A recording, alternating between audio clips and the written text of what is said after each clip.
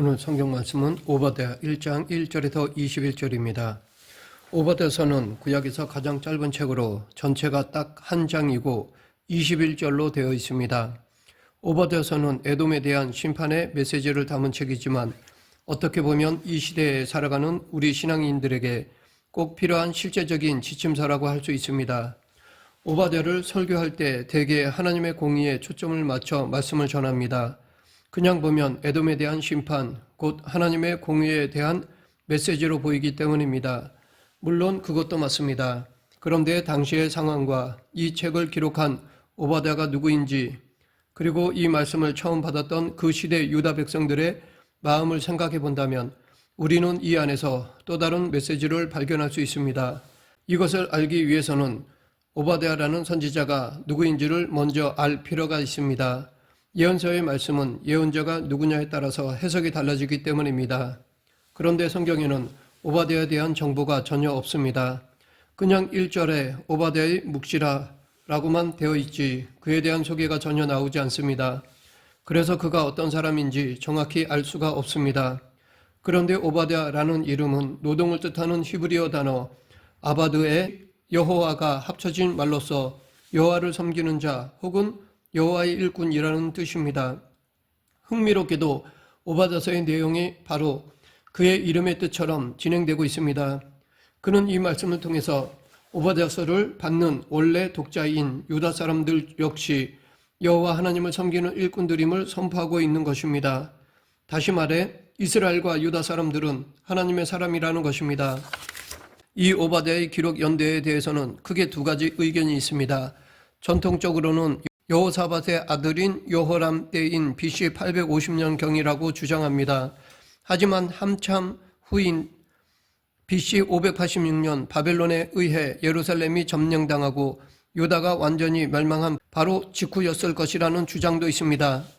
그러나 오바댜의 활동 시기가 언제였든지 상관없이 굉장히 고통스러운 시기였던 것은 틀림이 없습니다. 여호사밧은 의롭고 훌륭한 왕이었으며 하나님을 경외하는 왕이었는데 자기 아들인 여호람을 아합의 딸과 결혼시키는 실수를 저질렀습니다. 이전에는 나라끼리 싸웠으니까 이제 친하려고 정략적으로 결혼시킨 것인데 하지만 그는 하나만 알고 둘은 몰랐습니다. 즉 아달랴가 뭘 갖고 오는지를 몰랐던 것입니다. 여호람이 왕이 된 후 자기 형제들을 다 죽여버리는데 이에 대해 역대하 21장 4절부터 6절에서는 아합의 딸을 아내로 맞이하였기 때문에 아합 가문이 한 대로 그 길을 갔다라고 말하고 있습니다. 이것은 곧 동생들을 다 죽여버리는 이 일을 아달랴가 사주한 것이라는 것입니다. 나중에 아달랴는 남편 여호람과 그의 아들 아하시아가 죽자 스스로 왕비가 되어서 유다 왕족들의 씨를 다 죽여버리는 만행을 저지르게 됩니다. 이처럼 전통적인 견해를 따라 그런 여호람 때 오바댜가 말씀을 선포했다고 볼 근거가 분명히 있습니다. 여호람은 의로운 왕 여호사밧의 아들이었지만 아버지의 길이 아니라 아합의 길을 갔습니다. 그 길은 악한 길이었습니다. 그래서 형제들을 모두 죽이는 만행을 저질렀던 것입니다. 그리고 그의 때에 에돔이 유다의 반기를 들고 왕을 따로 세우며 독립했습니다. 다윗 때 에돔을 정복하였습니다. 다윗의 정복으로 인해 솔로몬은 에시온게벨에 항구를 세울 수 있었고 그 지역에서 구리광산을 개발할 수 있었습니다. 왕국이 남북으로 분열되었을 때 에돔은 처음에는 유다의 통치를 받았지만 여호람 왕 때 반란을 일으켜 다시 40년 동안 독립하였습니다. 물론 나중에 아마샤 왕 때 다시 에돔을 정복하였지만 그 뒤 에돔은 다시 반란을 일으켰고 BC 736년부터는 아수르의 조공을 바치는 국가가 되었습니다. 그런데 오바댜는 여호람이나 예루살렘 멸망 당시의 상황에 대해 말하지 않고 에돔에 대한 심판을 선포하였습니다. 원래 에돔은 사실 이스라엘과는 형제지간입니다. 왜냐하면 조상 야곱의 쌍둥이 형 에서의 후손이었기 때문입니다. 그래서 출애굽 때 가나안으로 가면서 에돔 땅을 지나갈 때 하나님은 에돔과 싸우지 말라고 하셨던 것입니다. 그런데 에돔은 유다가 어려웠던 순간에 아주 비열하게 행동하였습니다. 11절 내가 멀리 섰던 날 곧 이방인이 그의 재물을 빼앗아 가며 외국인이 그의 성문에 들어가서 예루살렘을 얻기 위하여 제비를 뽑던 날에 너도 그들 중에 한 사람 같았느니라. 오바댜서의 연대를 남유다 멸망시기로 보는 사람들이 가장 큰 근거로 제시하는 것이 바로 1절부터 14절입니다. 분명히 이방 군대에 의해 패망하는 이야기가 나오기 때문입니다. 그 시대로 본다면 바벨론이 예루살렘을 쳐서 멸망시킬 때 바벨론과 동맹을 맺고 그들의 뒤를 봐준 것이 에돔이었습니다. 그들은 그것으로도 모자라 바벨론에 의해 예루살렘이 무너졌을 때 그 틈을 노리고 가서 약탈을 일삼았습니다.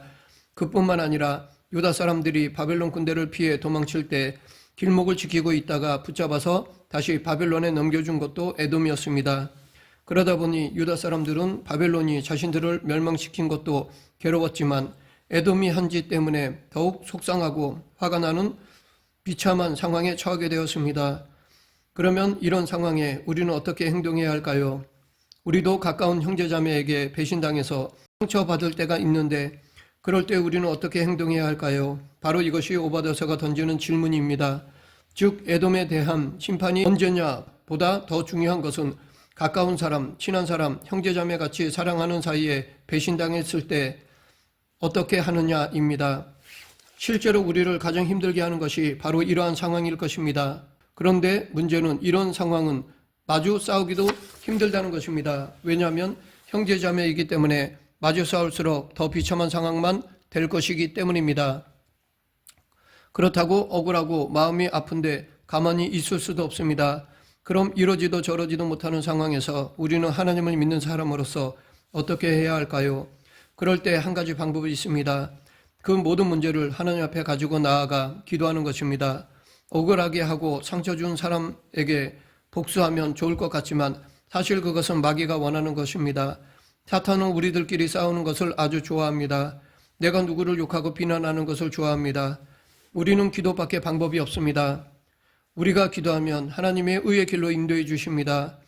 오늘 본문 12절부터 14절을 쉬운 성경으로 보면 내 형제 야곱이 환난을 당하던 그 재앙의 날 너는 방관하지 말았어야 했다. 내 백성 유다 자손이 패망하던 그날 너는 기뻐하지 말았어야 했다. 그 고통의 날에 너는 입을 크게 벌리고 웃지 말았어야 했다.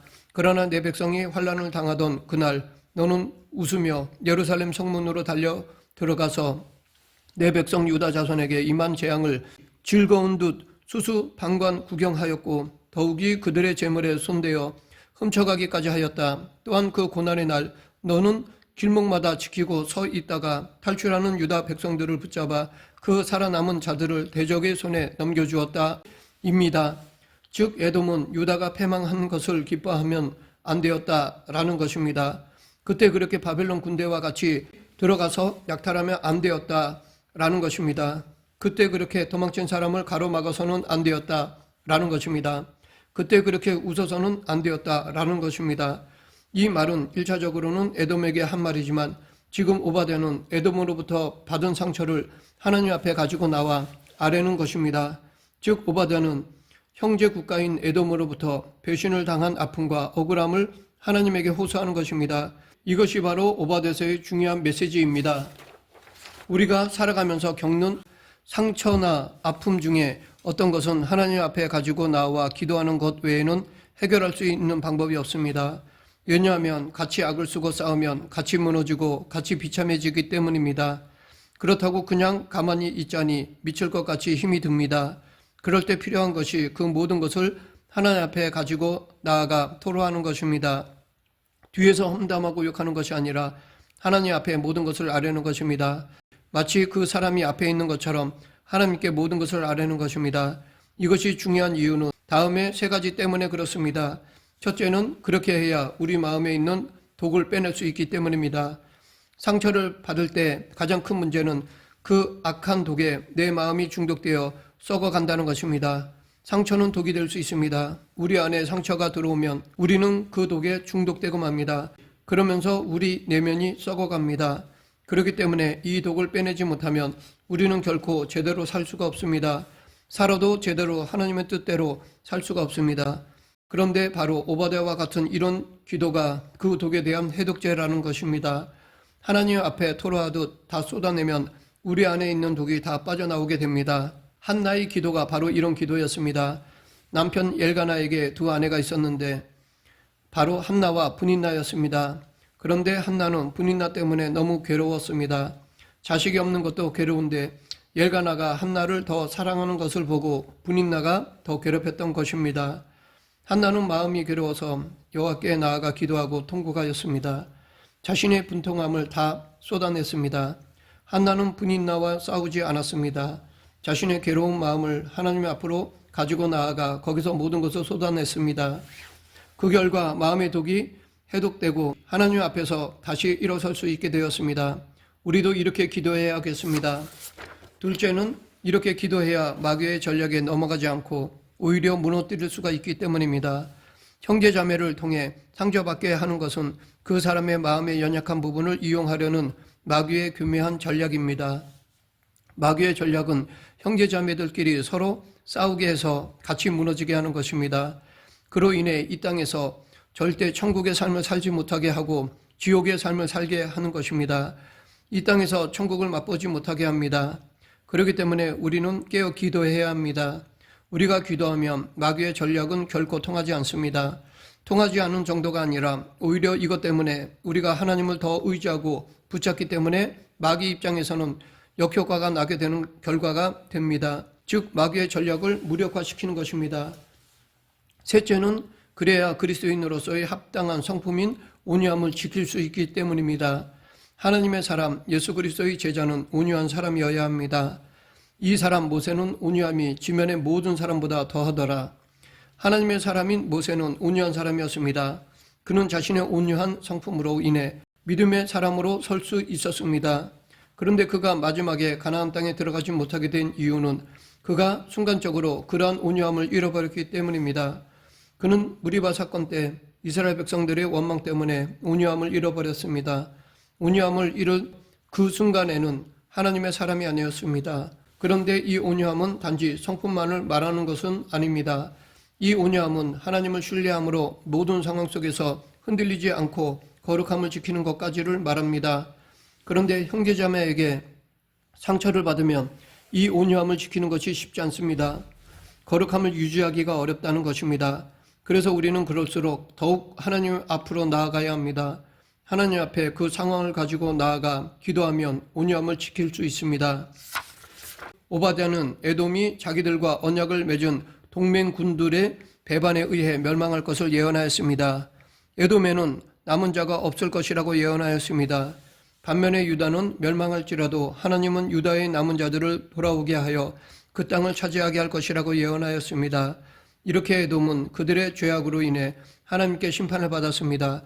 이것은 그들이 남유다에게 행한 대로 그들의 머리로 돌아간 것입니다. 이 에돔의 멸망은 형제에 대한 저주가 얼마나 하나님 앞에서 가증한 것인지를 잘 보여준다고 하겠습니다. 이에 대해 예수님은 우리에게 비판을 받지 아니하려거든 비판하지 말라. 너희가 비판하는 그 비판으로 너희가 비판을 받을 것이요 너희가 헤아리는 그 헤아림으로 너희가 헤아림을 받을 것이니라 라고 말씀하셨습니다. 이렇게 여호와의 심판이 그의 행위대로 이루어진다는 것은 이 땅에서 악인의 횡포와 불의한 자들의 형통 중에도 믿음을 지키고 의를 따르는 의인에게는 소망을 줍니다. 비록 하나님의 심판이 이루어지기 전 악인들이 형통을 누리는 불의한 현실은 상대적으로 의를 행하는 성도들의 삶에 고난을 주고 절망의 자리로 몰아넣기도 합니다. 그러나 하나님께서는 마지막 심판의 날 공의대로 사람이 무엇을 행하든 그 행위대로 심판을 하실 것입니다. 이것이 확실하기 때문에 우리는 그날의 공의로운 심판을 바라보며 지금 당장의 부조리한 것처럼 보이는 세상 가운데서도 의를 붙들고 살 수 있는 것입니다.